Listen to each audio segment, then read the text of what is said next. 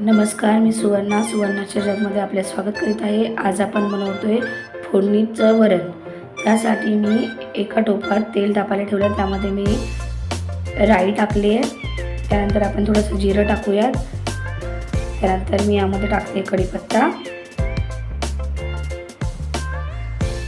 त्यानंतर आपण यामध्ये टाकणार आहोत लसूण आणि कांदा। हे सगळं व्यवस्थित परतवून घेऊयात। डाळ तर सगळ्यांनाच बनवायला येते, पण मी एकदम सोपी रेसिपी बनवत आहे डाळीची। जर तुम्हाला माझी रेसिपी आवडत असेल तर प्लीज लाईक करा, शेअर करा, कमेंट करा आणि सबस्क्राईब करा। त्यामध्येच मी थोडीशी कोथिंबीर सुद्धा टाकले, त्यानंतर थोडेसे टोमॅटो टाकलेत। हे सगळं आपण व्यवस्थित एकजीव करून घेऊयात।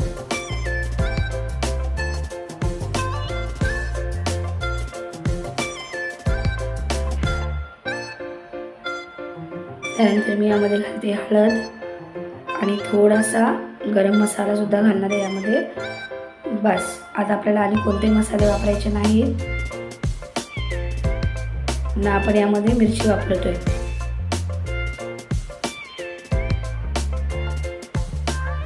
आता हे व्यवस्थित शिजलेलं आहे।